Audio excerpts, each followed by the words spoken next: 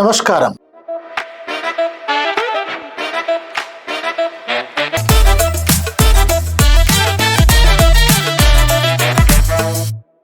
మిత్రులారా, మేడే సందర్భంగా చికాగో అమరవీరులను ఏ విధంగానైతే మనం గుర్తు చేసుకుంటామో, భారతదేశంలో డాక్టర్ బాబాసాహెబ్ అంబేద్కర్ ను కూడా ఆ విధంగానే గుర్తు చేసుకోవాల్సినటువంటి అవసరం ఉంది. అయితే డాక్టర్ బాబాసాహెబ్ అంబేద్కర్ వల్లనే కార్మిక చట్టాలు వచ్చాయి, కార్మిక హక్కులు కల్పించబడ్డాయి అని అనేవాళ్ళు ఉన్నారు. డాక్టర్ బాబాసాహెబ్ అంబేద్కర్ వల్లనేంటి, అంతకంటే ముందు మాత్రం లేవా బ్రిటిష్ వాళ్ళు ఉన్నప్పుడు, అంబేద్కర్ గారు చేసింది ఏమిటి అనేవాళ్ళు ఉన్నారు. అంతేకాదు మేడేకు డాక్టర్ బాబాసాహెబ్ అంబేద్కర్ కు ఉన్న సంబంధం ఏమిటి అనేవాళ్ళు ఉన్నారు. కొత్తగా అంబేద్కర్ చేసింది ఏమిటి అనేవాళ్ళు ఉన్నారు. ఈ విషయాలను మనం ఈ సందర్భంగా తెలుసుకుందాం. మేడే సందర్భంగా డాక్టర్ బాబాసాహెబ్ అంబేద్కర్ చేసిన కృషి ఏమిటి, నిజంగా డాక్టర్ బాబాసాహెబ్ అంబేద్కర్ పాత్ర లేకపోయి ఉండుంటే ఏ విధంగా ఉండేది అనే విషయాల్ని మీ ముందుంచడానికి ప్రయత్నం చేస్తాను. చికాగో అమరవీరులు మేడే కర్తవ్యానికి సంబంధించినటువంటి వీడియో ఇంతకు ముందే మీరు చూసి ఉంటారు, నేను విడుదల చేసినటువంటి. ఇప్పుడు డాక్టర్ బాబాసాహెబ్ అంబేద్కర్ కు మేడేకున్న సంబంధాన్ని, డాక్టర్ బాబాసాహెబ్ అంబేద్కర్ భారత కార్మిక వర్గాలకు చేసినటువంటి కార్మిక చట్టాలను కానీ లేక హక్కులను కానీ సాధించినటువంటి విషయాలను తెలుసుకుందాం. బాబాసాహెబ్ అంబేద్కర్ కంటే ముందు ఎంతో కొంత కార్మిక చట్టాలు లేక కొన్ని విధి విధానాలు ఉన్నమాట వాస్తవం. అయితే డాక్టర్ బాబాసాహెబ్ చేసినటువంటి విషయం ఏంటి అని అంటే, ఒకటి వాటిని విస్తరింప చేయటం, రెండు వాటిని అమలు చేసే విధంగా చూడటం, మూడు వాటిని వ్యవస్థీకృతం చేయటం, చట్టబద్ధం చేయటం. ఇవి ప్రధానంగా ఆయన చేసినటువంటిది. 8 గంటల పని విధానం డాక్టర్ బాబాసాహెబ్ అంబేద్కర్ కంటే ముందే ఉంది కదా. అవును, 1886 చికాగో మే 1వ తారీఖు నాడు కార్మిక వర్గం ఆనాటి యాజమాన్యాలకు వ్యతిరేకంగా పోరాడి ప్రాణ త్యాగాలు చేసి రక్త తర్పణ చేసి సాధించినటువంటి 8 గంటలు పని విధానం డాక్టర్ బాబాసాహెబ్ అంబేద్కర్ కంటే ముందే ఉన్న మాట నిజం. కానీ ప్రపంచవ్యాప్తంగా 8 గంటలు అమలైతే భారతదేశంలో 8 గంటలు అమలైందా, అమలైనట్ట? పోనీ ఈనాటికి ప్రపంచంలో 8 గంటలు అమలు చేస్తున్నటువంటి దేశాలు ఎన్ని? అంత దాకా ఎందుకండి. మన భారతదేశంలో ఇప్పుడు 8 గంటల పని విధానాన్ని అమలు చేస్తున్నటువంటి రాష్ట్రాలు గాని లేక కేంద్రం గాని ఏ మేరకు ఉంది? ఇవాళ ఐటీ సెక్టార్ యొక్క పరిస్థితి ఏంటి? ఇవాళ SEZ స్పెషల్ ఎకనామిక్ జోన్స్ లో కార్మికుల 10 గంటల పరిస్థితి ఏంటి? అధికారపూర్వకంగానే చట్టపూర్వకంగానే 12 గంటలు పెంచేశారు. అందుకని 86లో అమలైనటువంటి వాటిని ఈనాటికి కూడా అమలు చేసుకునేటువంటి పరిస్థితి. ఇక డాక్టర్ బాబాసాహెబ్ అంబేద్కర్ 1942 నుంచి 46 వరకు మరి వాటిని అమలు చేయడానికి చేసినటువంటి కృషి ఉండదా అంటే డెఫినెట్లీ ఉంటుంది. ఆయన కంటే ముందు 8 గంటల పని అనేటువంటి విషయం ఉన్నమాట నిజం. ఆయన ఉన్న కాలంలో అది భారతదేశంలో అమలు చేయని మాట నిజం. అది అమలు చేయడానికి ఆయన ప్రయత్నించిన మాట కూడా నిజం. అలాగే ఫ్యాక్టరీలలో 8 గంటల తర్వాత కనుక పనిచేసినట్లయితే అదనపు వేతనం ఇవ్వాలి. దానినే ఓవర్ టైం అంటారు. ఓవర్ టైం ఇవ్వాల్సిందే అని డాక్టర్ బాబాసాహెబ్ అంబేద్కర్ అడిగాడు, ఇప్పించే విధంగా చేశాడు, దాన్ని చట్టబద్ధం చేశాడు. 10 గంటలతో పాటు ఓవర్ టైం తో పాటు విశ్రాంతి, ఎప్పుడు టీ టైం ఉంది, ఎప్పుడు లంచ్ టైం ఉంది, ఎన్ని గంటల నుంచి ఎన్ని గంటలకు కార్మికుడు పనిచేయాలి, షిఫ్ట్ అవర్స్ ఏమిటి అనేటువంటి వాటిని కూడా క్రమబద్ధీకరించి అవి అమలయ్యే విధంగా చూశాడు డాక్టర్ బాబాసాహెబ్ అంబేద్కర్. అందుకని అంతకు ముందే అవి ఉన్నప్పటికీ కూడా వాటిని అమలు చేయించింది, ఎన్ఫోర్స్ చేసింది, వాటిని వ్యవస్థీకృతం చేసింది డాక్టర్ బాబాసాహెబ్ అంబేద్కర్ అనే విషయాన్ని మేడే సందర్భంగా కార్మిక వర్గం గుర్తుంచుకోవాలి, మర్చిపోవద్దు. అలాగే ఎందుకు డాక్టర్ బాబాసాహెబ్ అంబేద్కర్ ఈ పని చేశాడు? డాక్టర్ బాబాసాహెబ్ అంబేద్కర్ కు ఉన్నటువంటి అధికారం ఏమిటి ఈ పని చేయటానికి? ఆయన ఏమిటి అని అంటే అదే డాక్టర్ బాబాసాహెబ్ అంబేద్కర్ గారి యొక్క గొప్ప విషయం. 1942 నుంచి 46 వరకు బ్రిటిష్ వైస్రాయ్ ప్రభుత్వంలో ఆయన కార్మిక సభ్యుడిగా ఉన్నాడు. కార్మిక సభ్యుడు అంటే ఏమిటి? కార్మిక సభ్యుడు అంటే లేబర్ మినిస్టర్, లేబర్ మెంబర్ గా ఉన్నాడు బ్రిటిష్ వైస్రాయ్ ప్రభుత్వంలో. లేబర్ మెంబర్ అంటే లేబర్ మినిస్టర్ తో సమానం అన్నమాట. ఆ విధంగా ఒక లేబర్ మినిస్టర్ హోదాలో, లేబర్ మెంబర్ హోదాలో తనకున్నటువంటి అధికారాలను ఉపయోగించి 8 గంటల పని అమలయ్యే విధంగా, ఓవర్ టైం చేస్తే ఓవర్ టైం ఇచ్చేటువంటి విధంగా, భద్రత విషయంలో గాని సంక్షేమ విషయంలో గాని సరిగా అమలయ్యే విధంగా ఆయన చూశాడు. అది ఆయన ప్రత్యేకత, అది ఆయనకున్నటువంటి అధికారం. 1942 నుంచి 1946 వరకు వైస్రాయ్ ప్రభుత్వంలో ఆయన లేబర్ మినిస్టర్ అనే విషయాన్ని కార్మిక వర్గం, కార్మిక సంఘాలు మర్చిపోకూడదు. భారతదేశంలో ఇప్పుడున్నటువంటి కానీ ఇంతకుముందు చనిపోయినటువంటి కానీ ఏ కార్మిక నాయకుడు కానీ, కార్మికుడు కానీ లేక రాజకీయ నాయకుడు కానీ లేబర్ మినిస్టర్ గా లేనటువంటి రోజులలో doctor Babasaheb Ambedkar labour minister గా ఉన్నాడు బ్రిటిష్ హయాంలోనే, బ్రిటిష్ ప్రభుత్వంలోనే అనేటువంటి అంశాన్ని మనం గుర్తుపెట్టుకోవాలి. ఆయన లేబర్ మినిస్టర్ గా ఉన్నప్పుడు 3 ముఖ్యమైనటువంటి పనులు చేశాడు. ఏం చేశాడు? లేబర్ మినిస్టర్ గా 3 ప్రధానమైనటువంటి విషయాలు చేశాడు. అందులో ఒకటి విస్తరణ, expansion of the labour acts, expansion of the labour laws, అంటే కార్మిక చట్టాలను విస్తరింపజేయటం.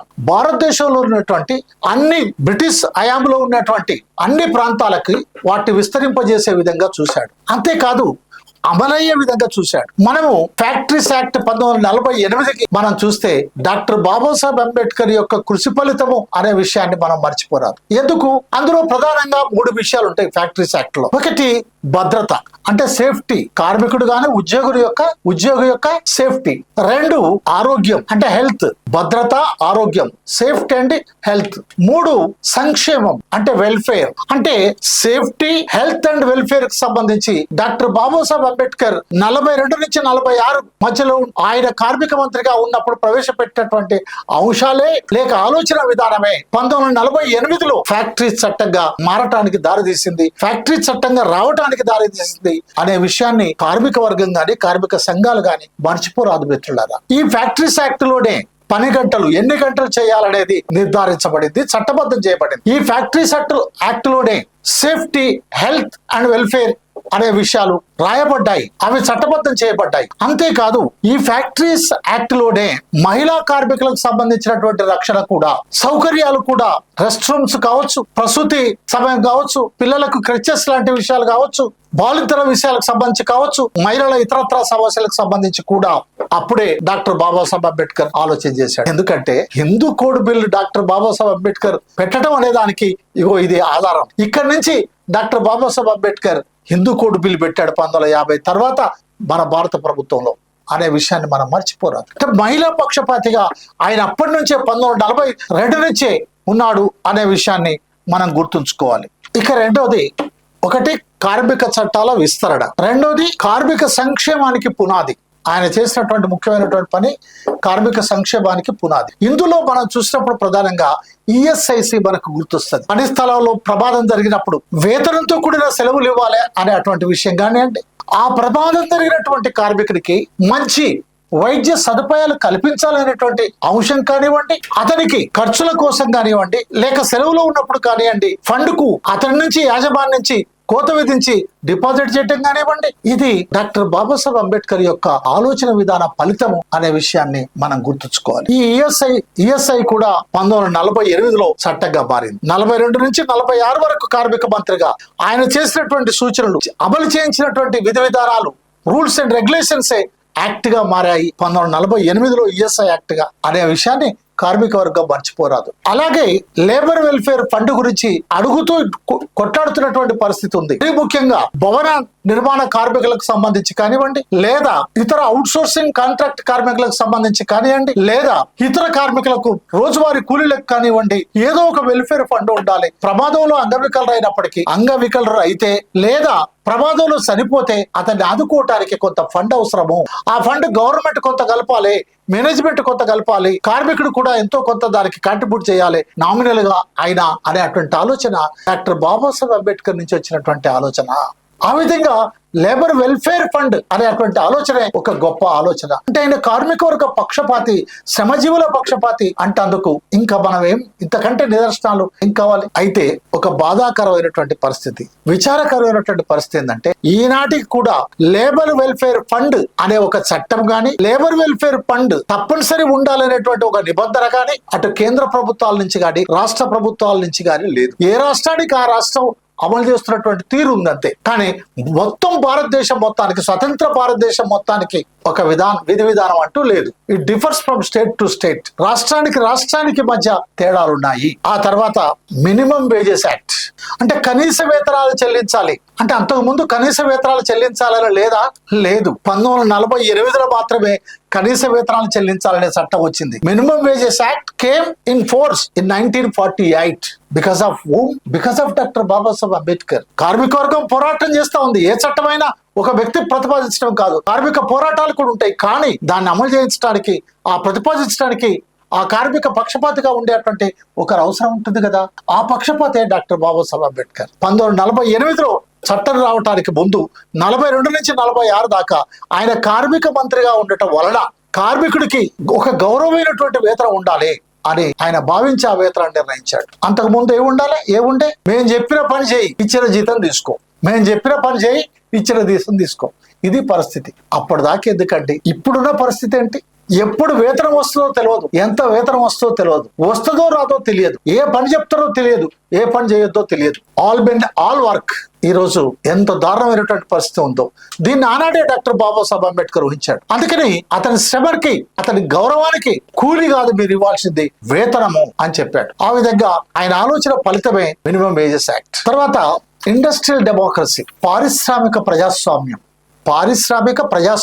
ఆయన గొప్ప ప్రజాస్వామికవాది. అందుకే మన రాజ్యాంగం ప్రజాస్వామిక రాజ్యాంగం, లౌకిక రాజ్యాంగం. కాబట్టి ఆయన ఇండస్ట్రియల్ డెమోక్రసీ అని అన్నాడు. కార్మికులకి, ఉద్యోగులకి, యాజమానులకి మధ్య ఒక ప్రజాస్వామ్య వాతావరణం ఉండాలి తప్ప అతను ఒక కూలీ, నేను ఒక యజమానిని, అతను ఒక బానిస, నేను ఒక యాజమానిని అనే పరిస్థితి ఉండకూడదు అని డాక్టర్ బాబాసాహెబ్ అంబేద్కర్ ఆలోచన చేశాడు. ఆ విధంగా 1947లో ఇండస్ట్రియల్ డిస్ప్యూట్ యాక్ట్, పారిశ్రామిక వివాదాల చట్టం, అంటే డాక్టర్ బాబాసాహెబ్ పెట్టేటువంటి ఇండస్ట్రియల్ డెమోక్రసీ, పారిశ్రామిక ప్రజాస్వామ్యం అనేటువంటి మాట పాలకులకు నచ్చలేదేమో ఆనాడు. ఈనాడు కూడా ఉదాహరణకి బీజేపీ ప్రభుత్వానికి రాజ్యాంగంలో ఉండేటువంటి సెక్యులర్ అనే పదం, సోషలిజం అనే పదం నచ్చట్లే. అవి ఎప్పుడు తీసేయాలా అని ఎదురు చూస్తున్నారు. అట్లాగనే మరి బహుశా డెమోక్రసీ, ఇండస్ట్రియల్ డెమోక్రసీ అంటే యాజమాన్యాలకు నచ్చలేదేమో, బ్రిటిష్ వాళ్ళకు కూడా నచ్చలేదేమో. అందుకే ఇండస్ట్రియల్ డిస్ప్యూట్ యాక్ట్ 1947 లో తీసుకొచ్చారు. బట్ ఆ డిస్ప్యూట్ యాక్ట్ రావడానికి ఎవరు కారణం? డాక్టర్ బాబాసాహెబ్ అంబేద్కర్ ఆలోచన కారణం. ఏంటి ఆలోచన? ఇండస్ట్రియల్ డెమోక్రసీ ఏర్పడాలి, పారిశ్రామిక ప్రజాస్వామ్యం ఉండాలి అని కోరుకునే ఆలోచన. ఆ ప్రజాస్వామ్య వాతావరణం ఉండటం ద్వారా యాజమానులు, కార్మికుల మధ్య పరస్పర చర్చలు జరిగి, ఆ చర్చలలో కార్మికులకు, యాజమానులకు మధ్య ఒక ఒప్పందం జరిగి ఆ ఒప్పందాలు అమలయ్యే విధంగా ఉండాలి అనేది ఆయన ఆలోచన. అంతేకాదు, మన ఒప్పందం ఫెయిల్ అయినప్పుడు, ఏది ఆ యాజమాని మధ్య, కార్మికుడి మధ్య ఒప్పందం ఫెయిల్ అయినప్పుడు, యాజమాని కార్మికుడి మధ్య ఒప్పందం ఫెయిల్ అయితే ప్రభుత్వం జోక్యం చేసుకుంటుంది. లేదు, యాజమాని కార్మికుడి మధ్య, ఉద్యోగి మధ్య లేదా సంఘాల మధ్య ఫెయిల్ అయినట్లయితే ట్రైపార్టైట్కి వెళ్ళొచ్చు. ఈ విధానం కూడా డాక్టర్ బాబాసాహెబ్ అంబేద్కర్ ఆలోచన ఫలితమే. ఆయన చేసినటువంటి ఆలోచననే ఆ ట్రైపార్టైట్ అనేటువంటి విధానం ఉంది. ఆయన చేసినటువంటి ఆలోచన రెఫర్ టు గవర్నమెంట్ అనేది ఉంది. లేకుంటే అంతకు ముందు గవర్నమెంట్ ఎవరు? నేనే యాజమాని, నా ఇష్టం, నువ్వు నా బానిసవు లేదా నేను పైసలు కార్మికులు, నీ జీతగానివి, నేను పైసలు ఇత్తలా పని చేసుకుంటున్నా, నువ్వేంద్రబాయి మధ్యలో అనే పరిస్థితి ఉండే. అట్లాంటి అందుకు లేదు అని డాక్టర్ బాబాసాహెబ్ అంబేద్కర్ చేసినటువంటి కృషి ఫలితం ఇండస్ట్రియల్ డిస్ప్యూట్, ఇండస్ట్రియల్ డెమోక్రసీ స్థానంలో ఇండస్ట్రియల్ డిస్ప్యూట్ యాక్ట్ 1947 వచ్చింది అనే అంశాన్ని ఈనాటి కార్మిక సంఘాలు గాని, కార్మికులు గాని, ఉద్యోగులు గాని దృష్టిలో ఉంచుకోవాలి. అయితే మిత్రులారా, ఒక్క విషయాన్ని మాత్రం గమనంలో ఉంచుకోవాలి. అంబేద్కరే అన్ని చట్టాలు చేశాడు, కొత్త చట్టాలు చేశాడు, అంబేద్కర్ లేకపోతే ఈ హక్కులే లేవనేటువంటి వాళ్ళకి గాని, అంబేద్కర్ చేసింది ఏమిటి అనేటువంటి వాళ్ళు గాని అర్థం చేసుకోవాల్సినటువంటి విషయం ఏంటంటే, ఒకటి, అంబేద్కర్ కృషి చట్టాలను సృష్టించటం కాదు, కొత్త చట్టాలను సృష్టించటం కాదు, ఆ చట్టాల సృష్టికి ఒక ఆలోచనను ప్రవేశపెట్టాడు, ఆ చట్టాల సృష్టికి ఒక ఆచరణ రూపం తీసుకున్నాడు. ఆ చట్టాల ఏర్పాటు కంటే ముందే ఏమి ఉండాలనో, యాజమాని కార్మికుడికి మధ్య ఏమి ఉండాలనో, యాజమాని కార్మికుడు ప్రభుత్వానికి మధ్య ఏమి ఉండాలనో, కార్మికుడికి లేక పని చేయించుకున్నటువంటి వాళ్ళకి మధ్య ఏమి ఉండాలనో, కార్మికుడు ఎన్ని గంటలు పని చేయాలనో, ఆయన భద్రత ఏందో, ఆయన సంక్షేమం ఏందో, ఆయన వేతనం ఏందో, ఆయన సౌకర్యాలు ఏమిటో అవన్నీ ఆలోచన చేసినటువంటి వ్యక్తి. ఆయనే చట్టం చేసిన వ్యక్తి కాదు. ఎందుకంటే చట్టాలన్నీ 1947, 1948, 1950, 1960 ఇట్లా వచ్చినటువంటి, అంతకంటే ముందు 1, 2 ఏదైనా బ్రిటిష్ ప్రభుత్వంలో ఉన్నా కానీ వాటిని అమలు చేయించడానికి ప్రయత్నం చేసినటువంటి పరిస్థితి. అందుకని మనం ఒక్క మాటలో చెప్పుకోవాలంటే, కాగితాలకే పరిమితమైనటువంటి చట్టాలను, ఆలోచనలను, విధి విధానాలను ఆ కాగితాల నుండి కార్యరూపంలోకి తీసుకొచ్చినటువంటి వ్యక్తి డాక్టర్ బాబాసాహెబ్ అంబేద్కర్. ఈనాడు కూడా చాలా చట్టాలు ఉన్నాయి. మినిమం వేజెస్ ఉంది ఈనాటికి కూడా. కనీస వేతనాలు ఇవ్వాలి. ఎన్ని సంవత్సరాలకు ఒకసారి ఇవ్వాలి? 2 సంవత్సరాలకు, 3 సంవత్సరాలకు, 5 సంవత్సరాలకు వేతన ఒప్పందాలు జరగాలి. కానీ ఇవాళ మన రేవంత్ రెడ్డి గారి ప్రభుత్వం, మన చంద్రబాబు నాయుడు గారి ప్రభుత్వం, మన నరేంద్ర మోడీ గారి ప్రభుత్వం ఏం చేస్తుంది? వేతన ఒప్పందాన్ని 4 ఏళ్ళు, 5 ఏళ్లకు జరగాల్సినటువంటి వాటిని 15 ఏళ్ళ లేనటువంటి పరిస్థితి. నిన్న ఆర్టీసీ కార్మికులు సమ్మె ఎందుకు చేశారు? 10 సంవత్సరాల నుంచి జీతం మేము 10 సంవత్సరాల కింద జీతం తీసుకుంటున్నామని. ఇవాళ ఢిల్లీలో కార్మికులు ఎందుకు తెగించి ఒక వీరోచితమైనటువంటి సమ్మె పోరాటాలు చేస్తా ఉన్నారు? గురుగాంలో అంటే కనీస వేతనాల కోసం సమ్మె చేస్తున్నారు, 10 గంటల కోసం సమ్మె చేస్తున్నారు. అలాంటి వాళ్ళపై బీజేపీ ప్రభుత్వం ఉక్కుపాదాన్ని మోపుతావు. సుమారు 700 పైచిలకు కార్మికుల్ని, కార్మిక నాయకుల్ని అరెస్ట్ చేసి జైల్లో పెట్టింది ఉత్తరప్రదేశ్ ప్రభుత్వం. మరి ఉత్తరప్రదేశ్ ముఖ్యమంత్రి ఎవరు? యోగి ఆదిత్యనాథ్ కదా. ఇది న్యాయమా మరి వాళ్ళకు? అందుకని డాక్టర్ బాబాసాహెబ్ అంబేద్కర్ ఈ సందర్భంగా ఏం చేశాడు అనేటువంటి వాళ్ళకి ఏం చేయాలో చెప్పడానికి ఆయన ప్రయత్నం చేశాడు, ఉన్నవాటిని అమలు చేయించడానికి చేశాడు అనే విషయాన్ని గుర్తుంచుకోవాలి. అలాగే ఆయన బ్రిటిష్ ప్రభుత్వంలో ఉన్నప్పటికీ కూడా, బ్రిటిష్ ప్రభుత్వ యంత్రాంగంలో కార్మిక మంత్రిగా ఉన్నప్పటికీ కూడా ఆయన నిజమైనటువంటి భారతీయుడిగా వ్యవహరించాడు, నిజమైనటువంటి కార్మిక వర్గ ప్రతినిధిగా వ్యవహరించాడు, నిజమైనటువంటి కష్టజీవుల కోసం నిలబడి పోరాడేటువంటి ఒక నాయకుడిగా నిలబడ్డాడు. అంతే తప్ప కొంతమంది నాయకుల్లాగా జైల్లో ఉండి బ్రిటిష్ ప్రభుత్వానికి క్షమాపణలు చెప్పుకొని వారి కాళ్ళు మొక్కి లేకపోతే వాళ్ళ క్షమాపణ పత్రాలు రాయించి జైలు నుంచి విడుదలైన వ్యక్తి కాదు. లేదా బ్రిటిష్ ప్రభుత్వాల హుజూర్ అన్న వ్యక్తి కాదు. బ్రిటిష్ ప్రభుత్వంలో మంత్రిగా ఉన్నప్పటికీ కూడా ఎందుకు ఈ చట్టాలు అమలు చేయ, ఎందుకు ఇట్లాంటి పరిస్థితి ఉండదు, మీరు దేశంలో ఆ విధంగా ఉన్నప్పుడు మా దేశంలో ఎందుకు ఉంటుందని పోరాడినటువంటి వ్యక్తి, మంత్రిగా ఉండి పోరాడినటువంటి వ్యక్తి. ఇది డాక్టర్ బాబాసాహెబ్ అంబేద్కర్ నుంచి మనం చూడాలి. అదే విధంగా మార్క్సిస్ట్ దృక్పథం నుంచి కనుక మనం చూస్తే డాక్టర్ బాబాసాహెబ్ అంబేద్కర్ చేసినటువంటి కృషి పెట్టుబడిదారుల దోపిడీని నియంత్రించే కొన్ని చట్టాలను చేశాడు, లేక కొన్ని సంస్కరణలు తెచ్చాడు, లేదా కొన్ని ప్రతిపాదనలు చేశాడు. ఆ చట్టపరమైనటువంటి ఆయుధాలను, హక్కులనే ఆయుధాలను అందించాడు అని మనం అనుకోవచ్చు. అది అంబేద్కర్ దృష్టిలో, అంబేద్కర్ వాదుల దృష్టికోణం నుండి కనుక మనం చూసినట్లయితే కార్మికుల హక్కులు లేకుండా సామాజిక న్యాయం సాధ్యం కాదు. కార్మిక హక్కులు లేకుండా సామాజిక న్యాయం సాధ్యం కాదు. ప్రపంచ కార్మికులారా ఏకం కండి అనేటువంటి సోషలిస్టులు భారతదేశంలో కార్మికులందరూ ఒకటిగా లేరు, కులాలుగా విడిపోయి ఉన్నారు. ఆ విధంగా కుల నిర్మూలన జరగకుండా కార్మికులు ఏకం చేయటం ఇక్కడ సాధ్యం కాదు. అందుకని సామాజిక న్యాయం జరగాలి అని అంటే కార్మికుల హక్కులను సాధించాలి అనేటువంటి విషయాన్ని డాక్టర్ బాబాసాహెబ్ అంబేద్కర్ ఆలోచన చేశాడు. ఆ విధంగా అంబేద్కర్ దృష్టికోణం నుండి, అంబేద్కర్ వాదుల దృష్టికోణం నుండి మనం చూసినప్పుడు మనకు ఆ విధంగా కనపడుతుంది. అందుకని మేడేకు అంబేద్కర్ కు మిత్రులారా చాలా సంబంధం ఉంది. అంబేద్కర్ గారే లేకుండా ఉంటుంటే ఇంకా అనేక విషయాలు ఏ విధంగా ఉండే తెలియదు. అంబేద్కర్ గారు కేవలం కార్మిక వర్గం కోసమే కాదు, ఉద్యోగ వర్గం కోసమే కాదు, రైతుల కోసం రైతాంగ పోరాటాలు చేశాడు, మహిళల కోసం మహిళా పోరాటాలు చేశాడు, అలాగే ప్రజాస్వామ్య హక్కుల కోసం రాజకీయ పోరాటం చేశాడు. అనేక విధాలుగా డాక్టర్ బాబాసాహెబ్ అంబేద్కర్ భారతదేశంలో పీడిత వర్గాల పక్షపాతిగా ఉన్నాడనేటువంటి విషయంలో ఎలాంటి సందేహం లేదు అని గుర్తు చేస్తూ, ఈనాటికైనా సరే అంబేద్కర్ వాదులు, మార్క్స్ వాదులు లాల్ నీల్ శక్తుల మైత్రి ద్వారానే, ఐక్యమవటం ద్వారానే, ఒక మిత్రవర్గాలుగా ఉండటం ద్వారానే, మిత్రులనేటువంటి భావనతో ఉండటం ద్వారానే, ఒక ఐక్య సంఘం ఏర్పాటు చేసుకోవటం ద్వారానే కార్మిక వర్గం సాధించాల్సినటువంటి హక్కులను గాని, కార్మిక రాజ్య స్థాపనను గాని, అంటే బహుజన రాజ్యాన్ని గాని లేదా శ్రామిక రాజ్యాన్ని గాని సాధించగలుగుతాం అనే విషయాన్ని దృష్టిలో ఉంచుకోమని మనవి చేస్తూ, చూస్తూనే ఉండండి Botsa Bhikshamayya YouTube channel. Subscribe చేయండి, షేర్ చేయండి, లైక్ చేయండి. Thank you very much. May Day వర్ధిల్లాలి, డాక్టర్ బాబాసాహెబ్ అంబేద్కర్ ఆలోచనలు వర్ధిల్లాలి, మార్క్స్ మహాశయన్ ఆలోచనలు వర్ధిల్లాలి, కార్మిక వర్గ పోరాటాలు వర్ధిల్లాలి, ఉద్యోగ వర్గాల పోరాటాలు వర్ధిల్లాలి, కార్మిక వ్యతిరేక శక్తులు నశించాలి, పారిశ్రామిక బహుళజాతి కంపెనీలకు దాసంగా ఉండేటువంటి భాజపా ప్రభుత్వం విధానాలు నశించాలి, కార్మిక చట్టాలు ఏవైతే ఉన్నాయో చట్టబంధలుగా మార్చి 4 కోళ్లుగా మార్చినటువంటి వాటి రద్దు కావాలి అని చెప్పి కార్మిక వర్గాన్ని నిలదించాల్సినటువంటి ఈ రోజు నాడు కార్మిక వర్గానికి విప్లవ జయజయలు తెలియజేస్తూ థ్యాంక్ యూ వెరీ మచ్.